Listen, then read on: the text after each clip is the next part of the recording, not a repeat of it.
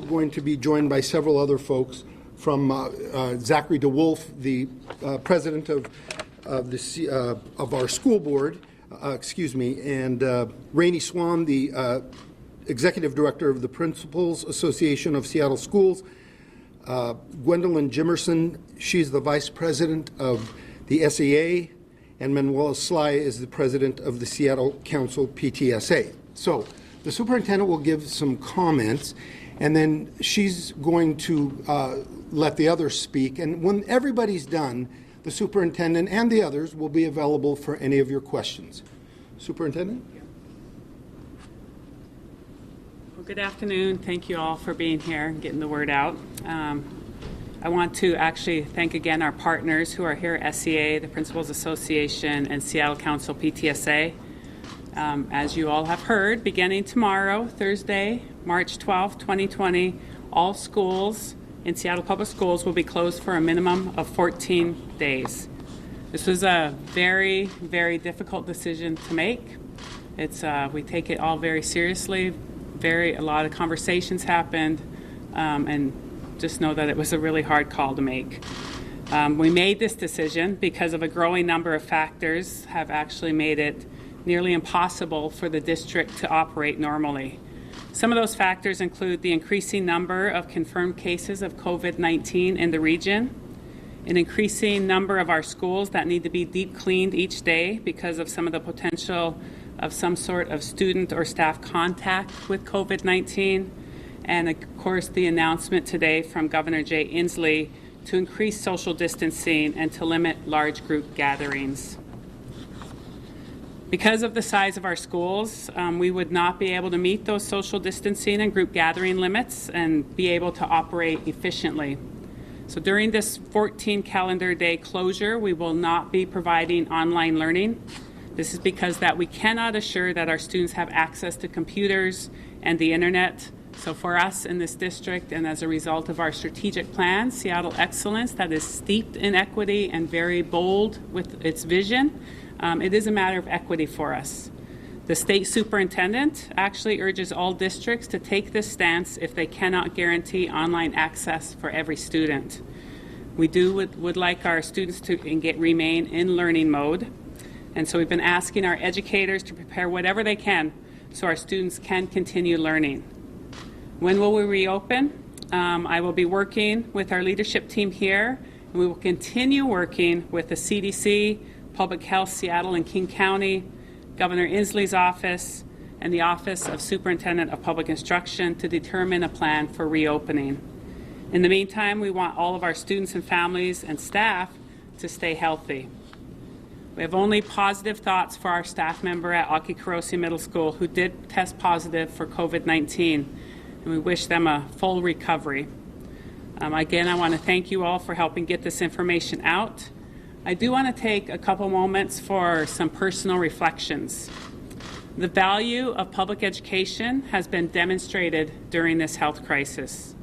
Our public schools are not only places of dynamic teaching and learning for our 53,000 scholars, they are places for our families to gather and for our community partners to provide their invaluable services. In many ways, public education keeps this city's economic engine running. Keeping our doors open allows healthcare workers to provide services, to allow parents who have to work to continue earning their paycheck, and provides a safe place for many of our vulnerable students to go each day. That is why this decision was so difficult. Our staff have been awesome. Every person from the bus stop to the boardroom has shown up day after day to make sure the children of this city are educated. While big tech companies and other governmental agencies announced that their staff could work from home, our educators continued showing up to educate these other industries' children. I want other leaders in the city to know that each time you called for social distancing, for teleworking, for not having face-to-face meetings, and to stay home, you added a tremendous burden and a lot of pressure to your public education system. Our city's reliance on our public educators and our educational services are devalued each time other workplaces ask their adults not to come to the workplace while laying the expectation that public educators will show up to educate the city's children. I want to thank the educators, custodians, nutrition service workers, bus drivers, crossing guards, administrative assistants, school leaders, warehouse and trades, central administrators, and everyone else who make up the Seattle Public Schools family. I know that we will get through this crisis and be even stronger on the other side. And of course, to our students, we will reopen as soon as possible because your education is our mission and it's our underlying value and it's of our primary importance. I'll take questions in a few minutes, but first I'd like to introduce School Board President Zachary Wolfe.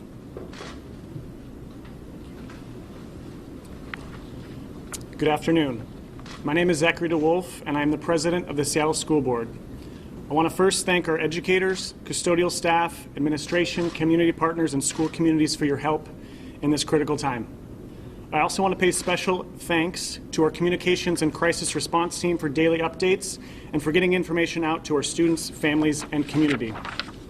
Earlier today, Seattle Public Schools informed our 35,000 families, 12,000 staff members, and 53,000 students that we will be closing the 104 schools in our district for a minimum of 14 calendar days to mitigate this crisis. Our schools are providing world-class education while also serving other critical needs of our families. I want to acknowledge the extreme burden this causes to our students' learning, our families' ability to make decisions, and for our workforce. And while the impact isn't fully known, this is the best decision we can make based on public health guidance and to mitigate future risks to our students, families, and communities. This decision doesn't come lightly, but we believe it is the right decision at this time. So I want to take this moment to speak directly to our young people.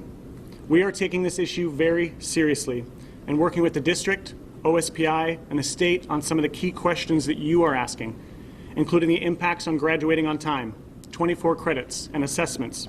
We also know you have questions about extracurricular activities and missed instructional time and impacts on grades. We're taking all of this into account and welcome your stories and feedback to schoolboard@seattleschools.org. In times of great need, our students have stepped up before to fight for a just response to the climate emergency, to fight against gun violence, and to stand up for Black lives, to name a few. Today, I'm calling on every single one of the young people who are a part of the Seattle Public Schools family to step up again. Today, young people and students, you need to be leaders too, in self-care and community care. Take care of yourself by washing your hands and staying healthy, check in on your friends and loved ones, and lend a hand to a neighbor in need.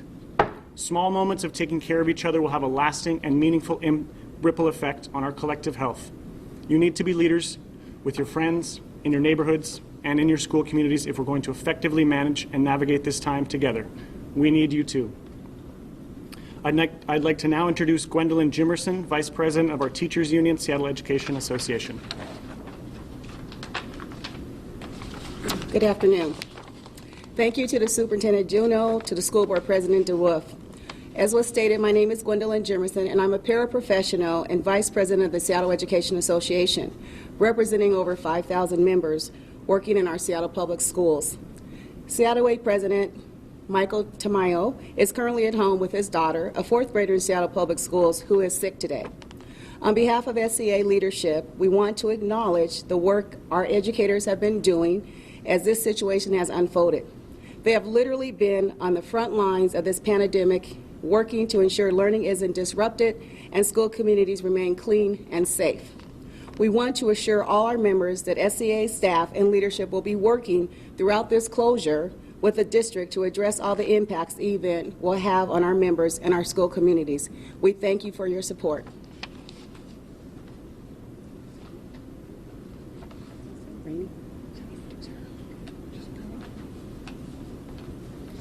Good afternoon. My name is Manuela Sly. I'm the current Seattle Council PTSA president, longtime public education advocate, and parent of 3 students at Seattle Public Schools. Seattle Council PTSA is committed to continue to advocate and work as a liaison for the district and families in Seattle Public Schools. We're confident the guidance from our public health experts and Washington State government leadership. We also feel comfortable with the school district with the decisions, very hard decisions they had to make. While this is a very hard decision, as I said, it is necessary. We need to follow their guidance to help prevent further spread of this disease to our loved ones. We ask families to take care, to wash hands, to stay home as needed, and also to follow the guidelines for social distancing. Also, we're asking families and community to reach out to us, Seattle Council PTSA, so we can coordinate volunteers and organizations. We're talking to different school organizations and also as well as community organizations, and we need your help. So we'll be working on coordinating.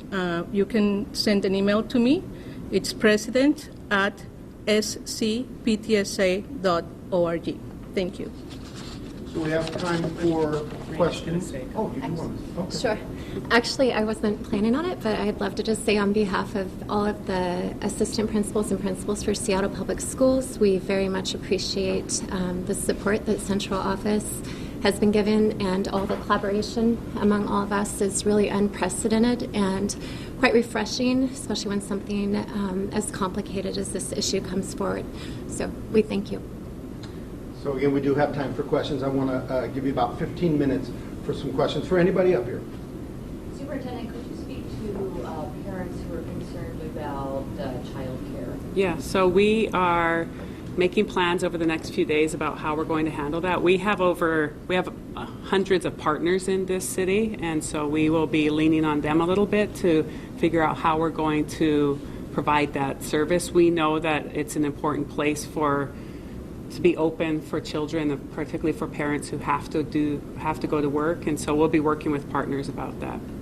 Is there any advice for parents who are getting this news today and don't know what to do tomorrow? That's always the difficulty of closing. I mean, we do this, some of the decision making, so just so you know, we've had a lot of emergency operations in place we plan for all different kinds of things. A pandemic is not one of those, but like snow days, when we have to call snow, for a snow day, there are things that just have to happen, and this is one of those situations. And again, I'm really sorry that this call had to be made so quickly. Not quickly, but so abruptly to put some people in a bind. But as I said, we'll be working with our partners to figure out the pathway forward on that.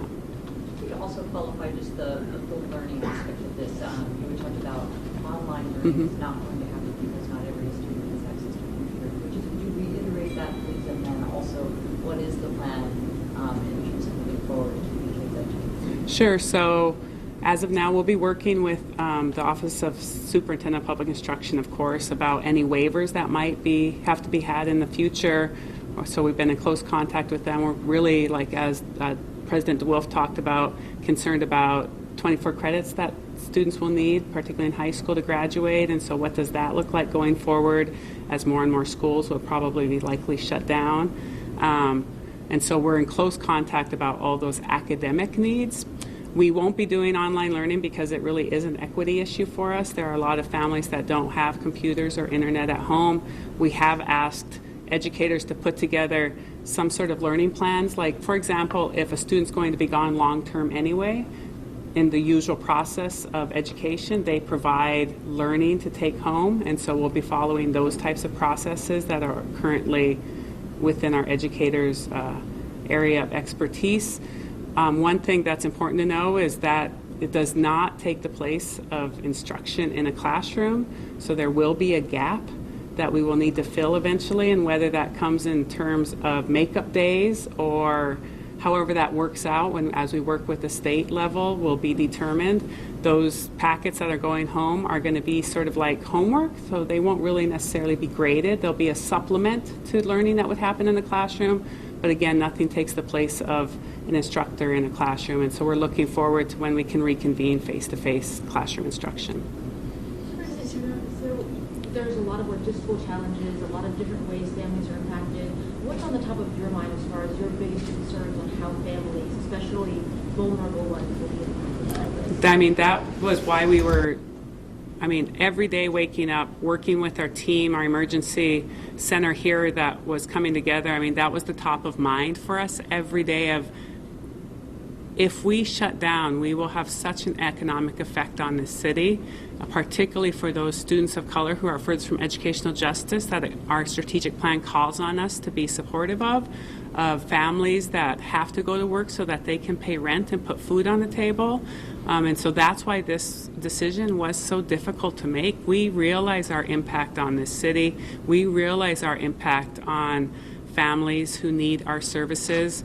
We realize our impact on the education of our citizenry. And so it was super difficult, and that's why we would like to start up as soon as possible. And so working closely with our public health officials, as we have been throughout this entire situation, continuing to lean on them about providing us guidance about when we can reopen, because we know the importance of it. Did you receive any more confirmed positive cases besides the Aki staff member? No. And then what about people like school bus drivers who normally get paid when they're driving buses? We're working with our contractors and working with our other labor unions to make sure that we're putting safeguards in place. We know that particularly like our hourly workers need to be paid. They're like our families that are out there relying on services and the paycheck, and so we're working out all those issues. So the context of the governor's press conference this morning, and everybody had it here, everybody's sort of talking about, well, we're going to plan to the end of the month, leaving it open, that this may not be it. Mm-hmm. What contingencies do you have in place if this needs to be extended, which seems to be a real possibility? Yeah, we will be taking our guidance from public health as usual about when we may have the ability to reopen, but also we're in very close contact with the governor's office, the Office of Superintendent of Public Instruction, all of our partners in the region. We just had a huge regional superintendent call this morning, and so there's just a lot of moving pieces. That's going to take a lot of conversation. It is going to be problematic. I mean, we have shut down the district for snow days, couple days at a time, and the impact of that even. So, I mean, 2 weeks right now is unprecedented for this district. We'll learn a lot of lessons as this 2 weeks continues, but anything longer than that, which may be what they forecasted today, we'll have to take it day by day. Will this be tacked on in the summer? Will this be this time, like school days are usually tacked on at the end of the year? Will that happen here? We don't know yet. Who made the call to close down the district? Was it public health, or was it the district and the school board? It was us. It was the district. We decided, given we have our first case, given the burden on our educators to show up all the time, given that there was a lot of concern that was spreading a lot among our staff, and knowing that, given the governor's press conference today and sort of the arc of how this pandemic is going to play out, all of those issues and all of the conversations we had with our partners sort of became factors in making that decision today. Will central office employees still be expected to report to work? Yes, Why? because we provide this essential services to school buildings, so we will have to still be in place to do the operations of the district. Cleaning, making sure that we are doing the work out in schools, making sure that we are working with teachers still who will be developing learning plans for students. I mean, the work will not end. Can you talk a little bit about the reduced price meals and food, and where we are in the planning on how to make sure Yeah, we've that continues? definitely made contingencies for that, and we will probably follow sort of how we play it out during snow days. So we have set up, I believe, 50 or 60 sites that will have central delivery sites for school food going forward, starting Monday. We're also working with several of our other partners in the city. We have great partners like Microsoft, who has offered 4,000 to 6,000 box lunches each day. And so we'll be coordinating the efforts from our partners, making sure that we have common drop sites, and so that we are making sure we're doing as much as possible to make sure our students are taken care of and our families. The other thing I would point out is last year, Amazon provided $2 million to the Alliance for Education, and that fund works directly with our school buildings for right now needs. So basic needs like rent, food, and so those guys have also been engaged and working with school leaders across the city to make sure that we're taking care of our families' needs. seniors I talked to today were a little bit worried about how this would impact graduation, and you briefly touched on that. But anything to say to these seniors who are worried that they're not going to have enough credits to graduate on time? Because We are working very closely. I mean, Chris Reichdell, the state superintendent, knows. I mean, I think this is one of his at least top 5 issues to be working on right now. He knows that it's very important, and it's going to be our #1 priority we're working with his office on, that we know that it is a milestone in a student's life, and we want to make sure that they are able to march across that stage with the necessary education they need to graduate. So we will be working on that very closely. And just know, all of these things are still in motion. There's a lot of coordination still to be done, a lot of information to be distributed. We will continue our daily communications as things change, as things update. We are waiting to see what the governor says about the duration of closures that he might be thinking about. And so just know we're in close contact with all of the necessary decision makers, and we'll be continuing to work with them as we work our way through this crisis. How will food service be addressed for tomorrow and Friday since the emergency food starts? Right now we are delivering to Aki and Cleveland, the ones that had to be closed today, and we'll start our food service on Monday. What about for Thursday and Friday? We're starting our food service on Monday. On the central staff, how many? That's about 600 here-ish. You say 600? How many? 650? 650. And I think you give the breakdown, there's like 3,000 students, over 100 schools. 104 schools, Or about 12,000 staff. was there another number that? What's your other number? 36. 35,000 families. Oh, thank you. Are there any more questions relating to the closure? That kind of stuff, you guys can, I really urge all of you to look at our website. If you haven't looked at it, it's just a wealth of information. The public affairs team does a great job keeping it updated with the very latest. And there's a ton of information about this very topic on there that it's almost like as good as a press conference to get it directly from there. So look at the website. Certainly email me if you have anything else. But if you have any questions for President DeWolf or anybody else, you're welcome to in our final seconds, because we do have to clear this room because there is a school board meeting coming up in less than 2 hours. Your experience in the educational realm and how it might compare to something like what we're dealing with now. Oh, I think this is, I mean, on the phone call this morning with regional superintendents, this is something that none of us ever expected to face as school leaders. I mean, this is really an unprecedented time. I mean, whoever thought you would have to manage a pandemic as a school leader, that's not in your books that you read in college, right? And so we are all learning as we go. We, again, because we have great partners in the city and in King County and in the state, we are all coordinating those efforts. But they also realize that the education system is on public educators. And so we are trying to be in as many rooms as possible as they make decisions around the education system.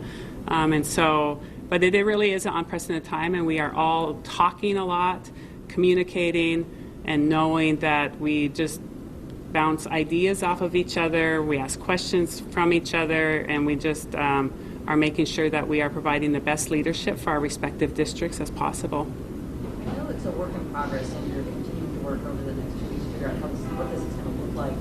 But is somebody thinking about long-term? What is the plan in the event that the district has to be shut down for a month or months? Yeah, I mean, we've been thinking about longer term. We don't know quite what that looks like yet, but we are definitely putting ideas around what that may seem to be in our system. Those conversations are also happening with regional superintendents. It's happening at the state level with the state superintendent. And so there will be a lot of guidance coming out. That's why the graduation issue is so important, about what does that look like over a longer period of time. But again, we haven't received that direction. And so once we receive that direction, we will kick in gear and make sure that we are communicating as much as possible, doing as much work with our educators to make sure we are getting lessons out to students, supplemental materials, but there's a lot yet to be figured out. Could you repeat your comments earlier about when city leaders call for social distancing, they add a tremendous burden to the public education system? Sure. I mean, every time industry says that their workers can stay home, and those workers then rely on our school system to educate their children. I just sort of think that the expectation that that puts on public educators to show up every day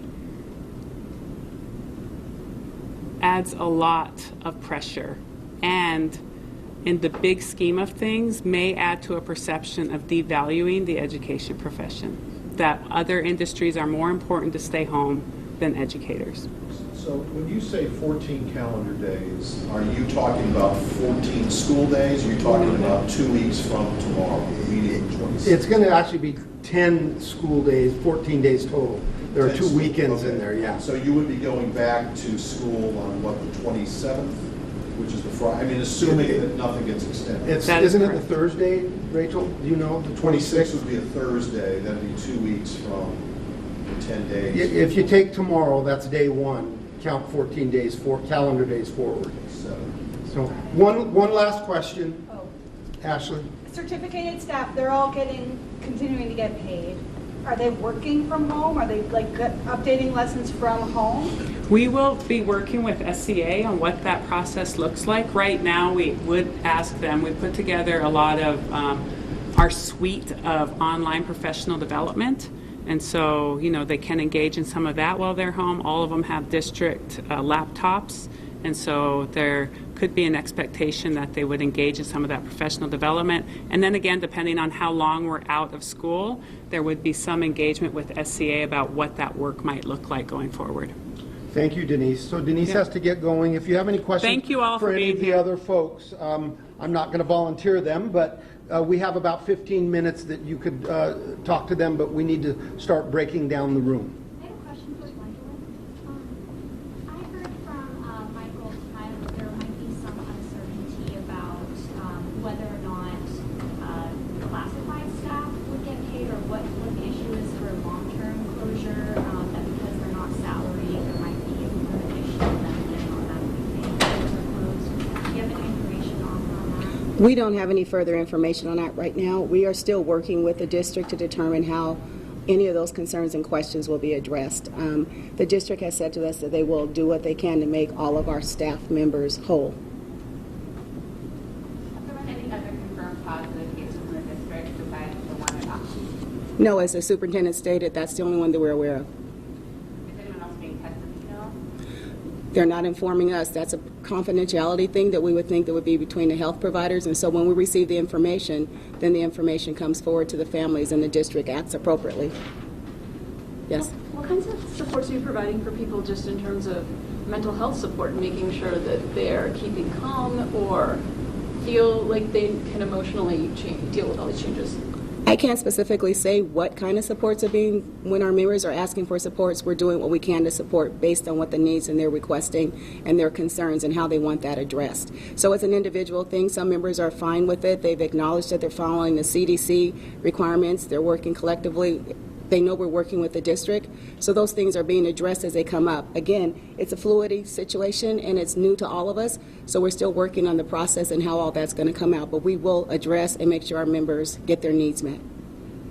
Do you have an estimate of how many NCA members decided to stay home because they're in a high-risk category, or? No. Were you hearing an increased concern from your membership? We've heard concern from the beginning. It's not an increase. It's been an ongoing concern and regarding what's going on.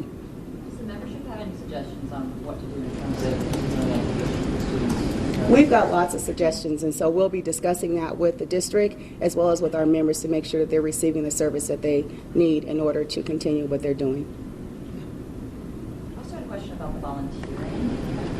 Could you be more specific about what you need and who can help?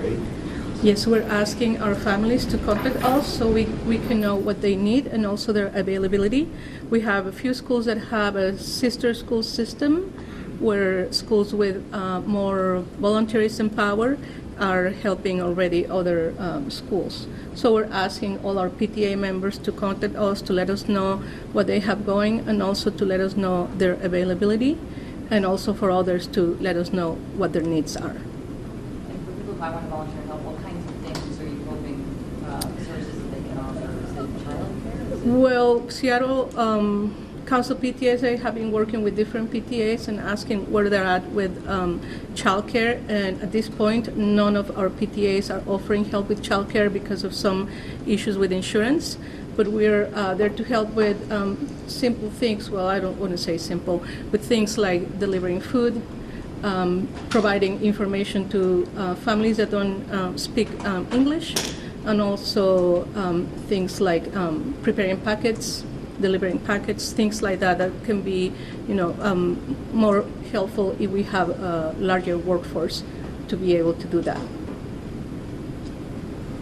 All right. Well, thank you very much. I appreciate everybody coming, especially this late in the day, and especially the TV folks. It's late for you. So thanks to everybody, and feel free to email me.